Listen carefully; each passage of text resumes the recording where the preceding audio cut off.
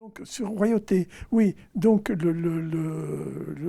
alors, l'ouvrage que j'ai publié à la demande de la section de l'École pratique des hautes études, puisque c'était les éditions Albin Michel qui acceptaient de prendre des auteurs de la 5e section sur sciences religieuses. Donc, on m'avait demandé de réfléchir sur la notion même de royauté. Donc, j'ai essayé de fabriquer un concept qui puisse couvrir le champ entier. Le champ entier, c'est-à-dire aussi bien les monarchies historiques qui nous sont familières, tous les gosses apprennent à l'école que Saint-Louis rendait la justice sous son arbre, que Henri IV demandait que tous les dimanches les Français aient la poule au pot. Enfin, toutes les images enfantines qu'on connaît sur la royauté, puis les images pas enfantines du tout, quand on commence à étudier sérieusement ce que c'est que la monarchie, et puis, alors pour parler très sérieusement cette fois-ci, prendre des grands airs, des études alors approfondies, comme celles que nous avons connues, je crois, c'est grâce à quelqu'un qui n'était pas ethnologue, qui était notre moniteur en sociologie, qui s'appelait Claude Lefort, avec qui nous sommes devenus très amis, qui a joué un très grand rôle aussi dans notre vie intellectuelle, et je dirais même dans notre vie politique, puisqu'il était un des grands critiques du bolchevisme, du stalinisme. Et c'était le livre de Kantorowicz, les Ernst Kantorowicz, qui est là devant vous, qui s'appelle le Two Bodies, King's Two Bodies, les deux corps du roi, c'est-à-dire le corps symbolique, le corps politique, c'est le roi christique.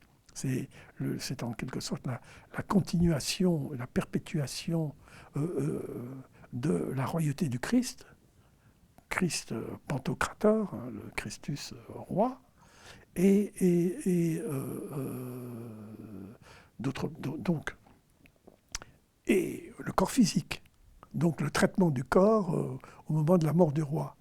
Et on s'est aperçu que dans bien des cas, il pouvait y avoir des rapprochements, je veux dire, fondés, qui avaient un sens entre les rites qu'on observait dans des sociétés exotiques, dans des sociétés traditionnelles, et les rites qui ont été exécutés, qui étaient obligatoires au moment de la mort du roi. Par exemple, je crois que c'est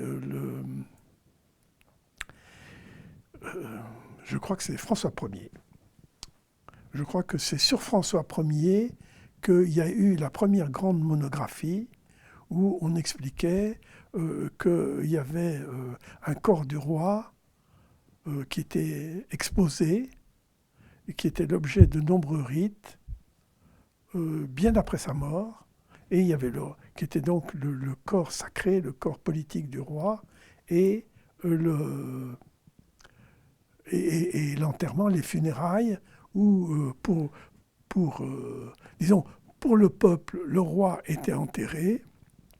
Pour l'Église, le roi continuait, mais c'est au peuple qu'on faisait croire qu'en quelque sorte, c'était mors immortalis, si vous voulez. C'est-à-dire, c'est meurt et renaît. Quoi. Donc, il y avait cette idéologie du corps sacré du roi dans l'Europe chrétienne. Et en ce qui concerne l'Afrique, c'était absolument évident, puisque je l'ai cité tout à l'heure, le fait par exemple que le contact du corps du roi avec la terre met en danger la fertilité de la terre, la fertilité des champs. Donc j'ai essayé de construire un concept de roi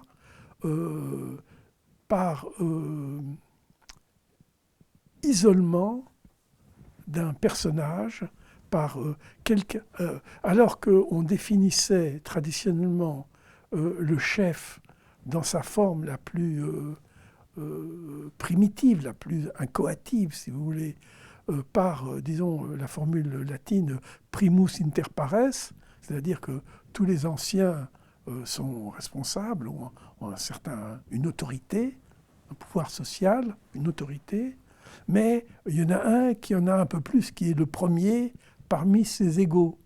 Donc il est à la fois l'égal des autres et en même temps il est un petit peu moins égal dans la mesure où il a une responsabilité particulière, à savoir qu'il répond, lui, de tout. Et il répond en leur nom de tout, c'est-à-dire de tous les événements, de tout ce qui peut lui être imputé à tort en disant c'est à cause de vous que ça ne marche pas, qu'il y a la sécheresse, que les plantes poussent mal, que les animaux sont malades, enfin bon, toutes les calamités qui peuvent s'abattre sur une société, sur un village, sur une communauté. Donc le problème de la royauté, c'était qu'est-ce qui, à un moment donné, va creuser davantage la distance, la séparation entre un individu qu'on va doter de caractères particuliers, exceptionnels, par rapport à tout le reste. Et la royauté, ce sera l'émergence, alors je pensais que les Mundang étaient un bon exemple, sera l'émergence d'une forme institutionnelle qui implique obligatoirement trois statuts complètement distincts, c'est-à-dire ce statut-là, exceptionnel, de l'un qui émerge de tout le reste, son noyau ou son écran protecteur, sa suite, son entourage, ses ministres, ses serviteurs, ce qui est lié entièrement à lui, et puis ensuite le reste de la population, et puis ensuite il y aura des différenciations, des stratifications, enfin toute la sociologie ensuite viendra pour analyser des sociétés complexes. Mais il y avait cette idée que de même qu'on peut opposer que l'anthropologie s'est créée en opposant des sociétés. Les Anglais emploient tranquillement « simpler society », ils ne se cassent pas la tête. Hein. Aucune société n'est simple. Hein. L'homme n'est pas simple. Donc, mais ils considéraient que des sociétés, dès l'instant où il y avait homogénéité des individus qui composent la société, et puis bon, un petit élément différenciateur, bon, on a affaire à la forme la plus primitive de ce qui va être le pouvoir, et ensuite, au fur et à mesure que la société s'agrandira, elle se complexifiera, et il y aura non seulement ces trois éléments primitifs de distinction, le chef, son entourage et la population, mais à l'intérieur de la population, en fonction de l'évolution économique, de l'évolution sociale, etc., des couches, des strates, enfin, tout le vocabulaire cher aux sociologues. Ma position consistait à, quand même, dans la lignée, disons, du comparatisme qui est le propre de l'anthropologie, de la sociologie même. C'était, par exemple, je me souviens que nos collègues grecs, alors, qu'est-ce que c'est qu'un roi grec? Qu'est-ce que c'est qu'un basileus? Qu'est-ce que c'est qu'un anax? Enfin, toute la terminologie qu'on trouve dans les textes les plus anciens et dans la tragédie grecque. Alors, vous avez je me souviens d'un helléniste éminent qui disait le basileus, qui donne le mot basilique, etc.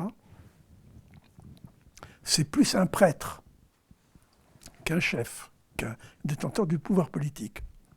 Alors le pouvoir politique, ça sera plutôt anax, ou anax, qui se trouve dans le mycénien, dans l'Unière B, des questions de Wanax. Bon, alors il y a ça. Ensuite, alors moi j'ai pris l'exemple biblique. sur lequel je suis revenu là maintenant. Si vous prenez la royauté dans la Bible, la royauté dans la Bible, elle est présentée d'une manière d'abord extrêmement négative. C'est-à-dire le peuple est gouverné par des anciens, des juges, qu'on appelle des juges, ça veut dire simplement qui se portent simplement garant que les serments, les pactes individuels sont respectés. Mais il n'y a rien de transcendant dans la position de juge. Maintenant, quand Israël, enfin c'est le vocabulaire, c'est le discours de la Bible, quand Israël se montre plein de faiblesses, de péchés, et que ça va mal, à ce moment-là, des calamités s'abattent sur le peuple, il y a des guerres, et pour qu'il n'y ait pas anéantissement tout simplement du peuple hébreu, il faut qu'il y ait un chef qui émerge, alors qui est choisi par Dieu et qui va réussir le miracle de sauver le peuple alors qu'il est menacé par une force qui lui est supérieure. Bon. Et ensuite, au moment, alors ça c'est le contenu du livre de Samuel, ensuite les Juifs disent, les Hébreux disent à leur chef, leur guide, qui est simplement un guide spirituel, Samuel est un prophète, un homme qui n'a aucun pouvoir, sauf un pouvoir de juge de paix, si vous voulez, et puis de juge du rituel aussi. Et alors, mais comme il est prophète, il est en contact avec Dieu, avec Jéhovah. Et le peuple dit, nous, tous les autres ont un roi, pourquoi pas nous? Et Samuel se tourne vers son Dieu et lui dit, voilà, il demande un roi. C'est stupide. C'est stupide. Il dit, un roi, qu'est-ce que ça vous apportera? Ça vous apportera des corvées, ça vous apportera des impôts, ça vous apportera une exploitation éhontée par quelques-uns, et des guerres, et bon, peut-être des guerres où vous pourrez triompher, mais c'est que du mauvais, c'est purement négatif. Alors la réponse de Dieu, si j'ose m'exprimer ainsi, c'est dans le texte biblique, fais ce que le peuple te demande. Donc Dieu accepte que le peuple juif, que le peuple hébreu ait une institution monarchique, comme les voisins, comme les autres, comme les Cananéens, les Philistins, les tout petits, les roitelets qu'il y a un peu partout, sans parler du fait qu'on est entouré des deux grands empires, les Égyptiens à l'ouest et l'empire assyro-babylonien à l'est. Donc il y a un modèle de royauté qui existe, de souveraineté qui existe. Et alors, ce que j'analyse, bon, je passe en vitesse, c'est la naissance de la royauté. Ça m'a fait penser au Moundan, parce que c'est aussi une triade. Vous avez le premier roi, qui est le roi Saül, qui est choisi par Dieu dans la tribu des Benjaminites. Et il est possédé, il est malade, il est à moitié fou, et il meurt, sans vraiment installer l'institution royale. Ensuite, vous avez David, qui est déjà d'une autre lignée, qui est de la lignée de Juda, qui, lui, va installer vraiment le pouvoir royal. Mais un pouvoir royal qui se conduit mal, puisqu'il convoite la femme, les fameuses histoires de David et Bethsabée, et d'autre part, en raison des différentes fautes qu'il commet, il n'a pas le droit de construire le temple. Donc, le concept idéal de royauté dans l'ancien Israël est réalisé à la 3e génération, Salomon qui non seulement a un palais magnifique, mais qui construit le temple. Et après Salomon, c'est la décroissance, c'est la dégringolade, jusqu'au moment où c'est la conquête et la dispersion par les Babyloniens, ensuite les Perses, ensuite les Romains, etc., etc. Bon. Donc il y avait un modèle de royauté par onction divine, c'est-à-dire un concept purement théologique de royauté. Alors, je me souviens d'une discussion avec Claude Lefort. Claude Lefort pense que c'est toujours un concept théologique, le concept de royauté. Et alors, si on prend l'Europe médiévale, le sacre, alors ça, on a fait le travail en discutant avec des élèves de Duby et avec Jacques Le Goff, qui est un grand médiéviste, qui a écrit cette énorme monographie sur le roi Saint-Louis, sur Louis IX.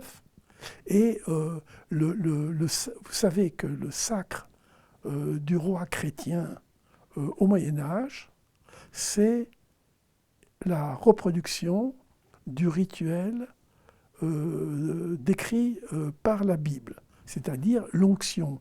Le roi, c'est celui qui est... D'ailleurs, Jésus, Christos, c'est la traduction grecque, kriein, ça veut dire oindre, du mot hébreu, Mashiach, Messie, loin du Seigneur, O-I-N-T, oindre, l'onction, qui a l'onction royale. Donc, le roi médiéval, français, anglais, je pense surtout français-anglais, recevait l'onction et les huiles saintes exactement sur le modèle que déjà les chrétiens avaient adopté pour l'intronisation des évêques. L'évêque, c'est-à-dire celui qui... épiscopos, qui... Bon, voilà. Donc, j'ai construit un peu comme ça mon modèle de royauté à la limite du théologique et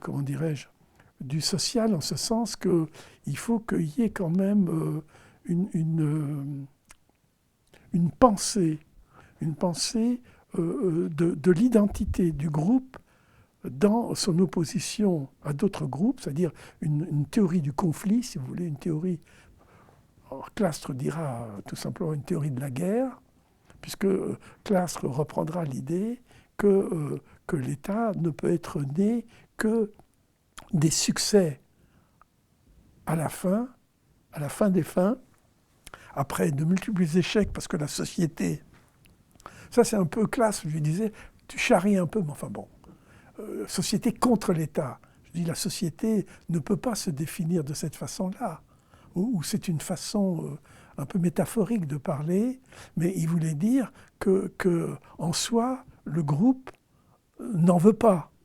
Mais dans la mesure où il y a conflit, il va y avoir la formation d'une espèce de... Bon, le mot caste n'est pas approprié, disons, d'un groupe, enfin d'un petit ensemble de gens qui sont particulièrement intéressés et doués pour la guerre, pour le combat. Donc, si vous vous souvenez, Heures et malheurs du guerrier, les derniers textes qu'a publié Clastres et qui ont été republiés dans Réflexions d'anthropologie politique, qui a été publié par le Seuil après sa mort, il parle du destin du guerrier qui vit en quelque sorte son être pour la mort. C'est parce qu'il accepte. C'est encore un peu hegelien aussi, comme moi il était, qui fait qu'il va devenir un peu le cacique. Et la royauté, finalement, elle sort un peu de ce germe qu'est le guerrier qui se distingue de tous les autres parce qu'il a un rapport, enfin, il a une manière d'affronter la mort que les autres n'ont pas. Donc, l'émergence, je crois, enfin, pour un anthropologue, l'émergence de la royauté, c'est quand une société, en quelque sorte, va vivre, va construire son identité de groupe à travers l'image d'un individu d'exception, et l'exception étant concrète, c'est-à-dire par son comportement, par exemple dans la guerre, le guerrier, celui qui est capable de rapporter le plus de scalps, c'est l'exemple que donne Clastres, et ça contient en germe l'apparition d'un pouvoir de contrainte, d'un pouvoir qui va s'institutionnaliser et qui va devenir selon les régions, les différentes civilisations, qui va devenir le roi sacré, le roi plus ou moins sacré, ou le roi... enfin, vous voyez, toutes les divisions de la société, la division en classes d'âge, la division entre générations, la division entre sexes, tout ça va se croiser dans le concept même de la royauté, qui va être transgénérationnel, transsexe, que je disais tout à l'heure, le roi-femme, et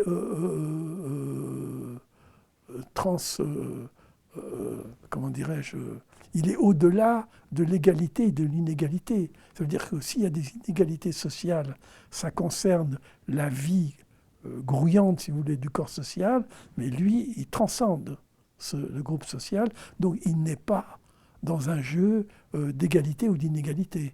Donc il transcende la catégorie sociale de la différence, de la différence elle-même.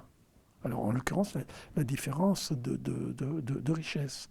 Donc, voilà la manière dont j'ai bricolé un peu. Puis, quand j'ai utilisé, il y avait d'autres documents. Il y a des documents fondamentaux, à mon avis, pour construire vraiment un concept de royauté. Mais de toute façon, vous ne coupez pas à la question de la ritualité, du rituel. C'est le rituel qui le construit, mais qui est sa condition existentielle. Il n'y a pas de royauté sans rituel. Et alors, le premier grand anthropologue, à mon avis, et ce n'est pas mon avis à moi seul, c'est l'avis de beaucoup de mes collègues, le premier grand ethnologue qui ait théorisé ça, c'est Ockart.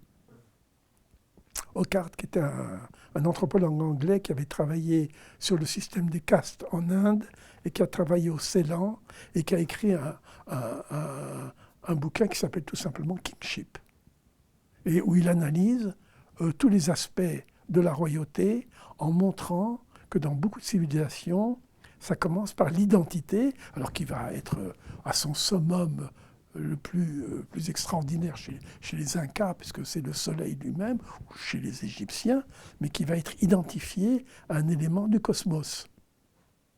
Donc, la royauté, elle est rituelle et elle est par essence cosmique.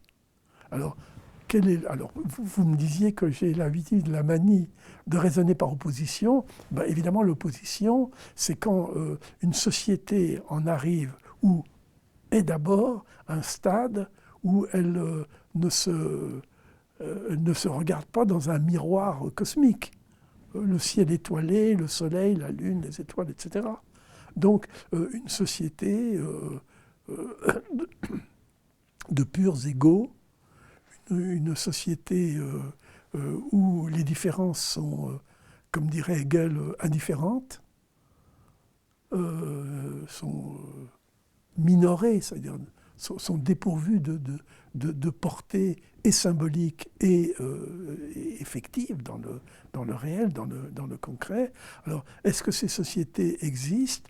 Alors, évidemment, là, Clastres s'appuyait sur le fait que quand il a commencé ses études chez les Guayakis du Paraguay, il y avait encore, mais à l'état purement résiduel, vraiment résiduel, parce qu'en réalité, ils étaient sous le contrôle d'un blanc, d'un Paraguayen, mais qui ne voulait pas trop s'embêter avec les Indiens de son domaine. Donc les Guayakis étaient libres en forêt, ils vivaient, parce qu'ils racontent dans les chroniques des Indiens Guayakis. Donc il avait l'impression qu'avec les Guayakis, il saisissait en quelque sorte à l'état vif une société où il n'y a aucune espèce de différenciation socio-politique, c'est-à-dire et sociale et politique, qui soit instituée dans la société. Alors, comme je le disais à mon ami, à mon cher Pierre Classe, je lui dis oui, mais je veux dire, là, tu as un cas... bon, je sais que les préhistoriens nous parlent de ces sociétés de chasseurs-cueilleurs. L'existence de sociétés de chasseurs-cueilleurs, de chasseurs-cueilleurs collecteurs, comme on dit aussi, ont existé et ont énormément existé dans le passé. L'archéologie en est absolument le témoin, il n'y a aucune discussion là-dessus. Maintenant, quel était le système des rapports sociaux? Est-ce qu'il peut être décrit simplement comme étant purement égalitaire? C'est discutable.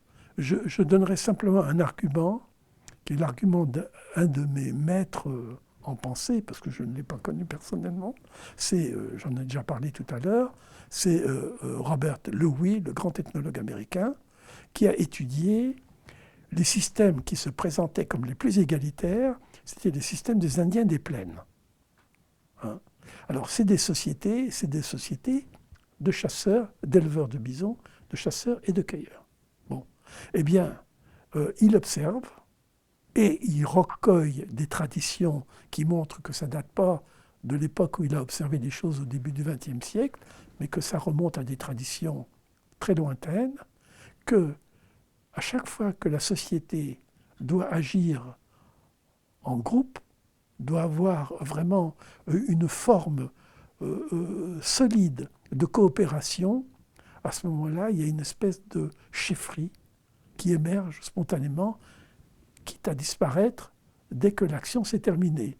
Alors, il y a des chefferies de chasse, chef des chasseurs, alors, qui évidemment qui n'a pas un statut supérieur par essence, donc stabilisé, cristallisé, coagulé, qui ferait de lui éternellement un supérieur, un dominant, mais il est comme là en position d'autorité.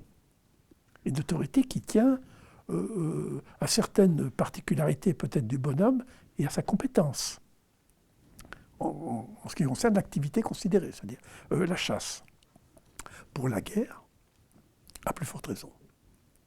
Chef de guerre, chez les Sioux, chez toutes ces populations-là. Et puis, le chaman. Alors, il y aura, comme dans énormément de sociétés africaines, mais sur un mode tout à fait différent, vous aurez une combinaison entre un chef de groupe et le chaman qui est censé réguler les relations avec l'au-delà, avec les chines. Si j'étais Moundan, je dirais avec les chineries. Vous démerdez avec et puis avec les maîtres des animaux pour chasser, avec les maîtres des différentes espèces animales, des plantes, etc. Donc, on voit que partout est prête, dans les groupes humains, une microstructure pour qu'apparaisse une forme d'autorité supraparentale. C'est ça l'important. Parce que vous pouvez étudier... Alors, ça peut se confondre. C'est terminé. Oui, c'est-à-dire qu'il y aura toujours un élément, disons, une forme de modèle à toute espèce d'autorité qui est fournie, disons, comme dirait Dampierre, par la nature, c'est-à-dire le père de famille, le père qui élève ses enfants, soit par rapport à son épouse et surtout par rapport à ses enfants.